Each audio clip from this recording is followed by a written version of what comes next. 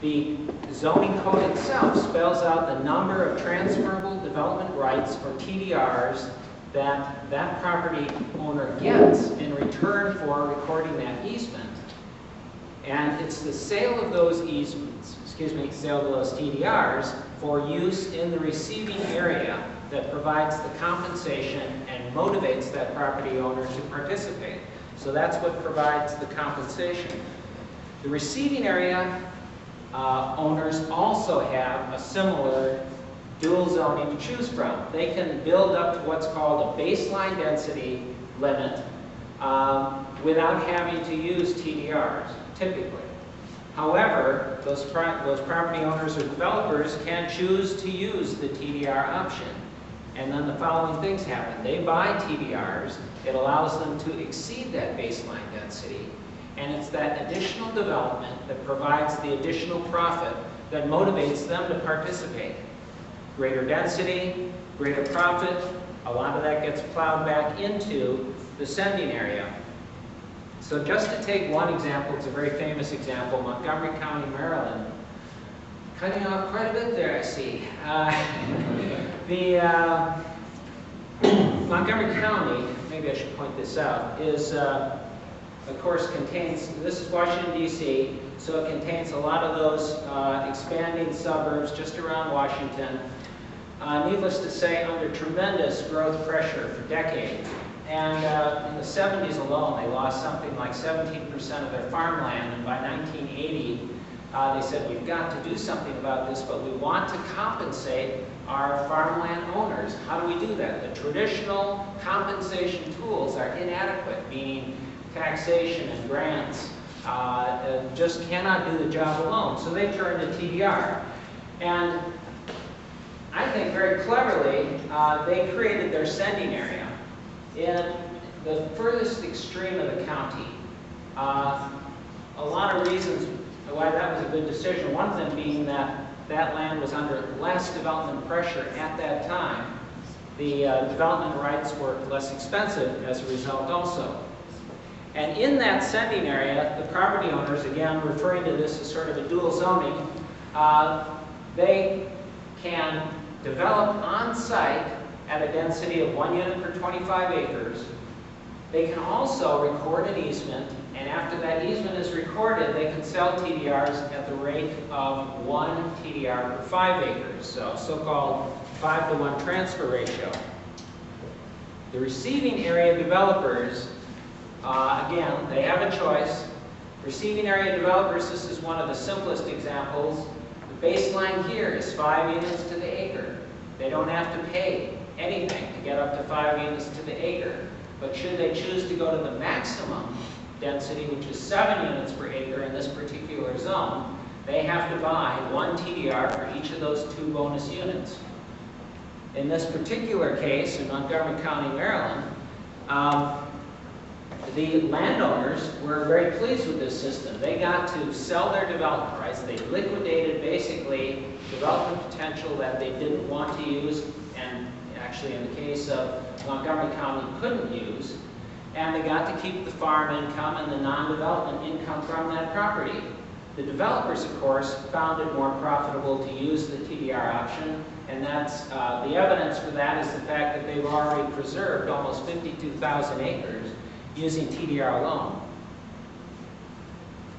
So just, this is sort of an academic issue, but you can see by the 191 communities that I know of who have TDR programs, a lot of concentration in areas that are experiencing rapid growth.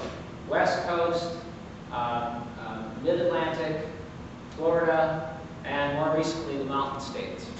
Not surprisingly, when people see their landscape changing before their eyes, they look at every possible way of trying to address that. What can it protect? Again, a little academic, but most of the programs, or I should say a majority, more than 50% of the programs, are either environmental exclusively or a combination of environmental and farmland protection. And sometimes these programs are very specific. In other words, they're targeting, let's say, wetlands or steep slopes, and in some cases, it's very broad. They just say environmentally sensitive areas. Some of the more, and of course farmland, historic preservation. Typically you see the historic preservation programs in larger cities, but not always. And then there are some very esoteric uses that a lot of those come out of California, as you might expect. So I mentioned that I know of 191 programs, and I recently had occasion to look at what those programs have saved. And by my count, if you count it up by acres preserved, the top 20 programs alone have preserved over 351,000 acres. And they're ordered here in terms of how many acres they preserve. I'm not going to go through all of those, but I'll give you sort of a feeling for how some of those more successful programs work. First one is King County, Washington.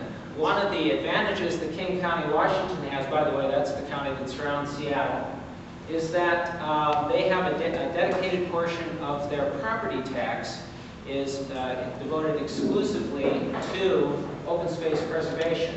However, unlike a lot of other county programs in the state of Washington, where they just take that money and buy easements or land, and then they have to use, they have to go back and get some more tax money to buy some more. King County uses it to create a revolving fund. They have recently purchased the easements off of something called the Snoqualmie Forest, over 90,000 acres of land. They harvested the TDRs from that land and they put it in their own TDR bank. When they sell those TDRs now to developers, they can recycle that money and they can put it into more preservation efforts. King County has interjurisdictional transfer arrangements with 3 of their cities, meaning that the TDRs that are coming off of land under county jurisdiction are going into city receiving sites. The cities of Issaquah, Black Diamond, and Seattle. Over 91,000 acres preserved so far. New Jersey Pinelands, this is I think, the most ambitious program in the country. It's been made successful basically because the state of New Jersey mandates it. The state of New Jersey created this program for 60 jurisdictions in a 1 million acre planning area, and they required those cities to conform their zoning codes to implement not only the regional preservation plan, but the TDR program that goes along with it. In other words, if they were designated in that plan as being a receiving area, that community had to change its codes around so that it could receive its fair share of TDRs. And it's worked. I mean, they've preserved over 55,000 acres so far. Palm Beach County, Florida.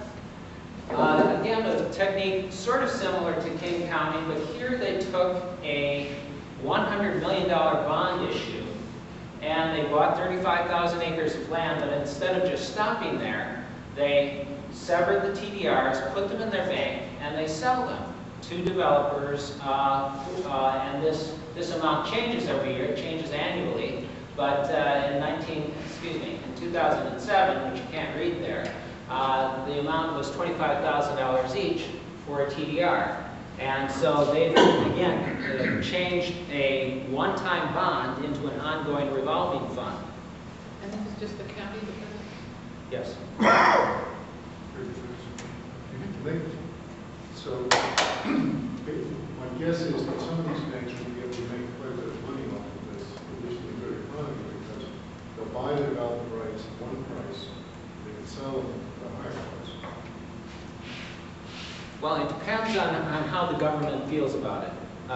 In some cases, they don't look at it as a money-making venture, but it could be. Certainly in the case of Palm Beach County, it looks like it was, because that price, that started out much lower. And of course, who knows where it is this year with the real estate recession, but it's gone up in value a lot. And I'll be talking about a much smaller program where they basically sell their TD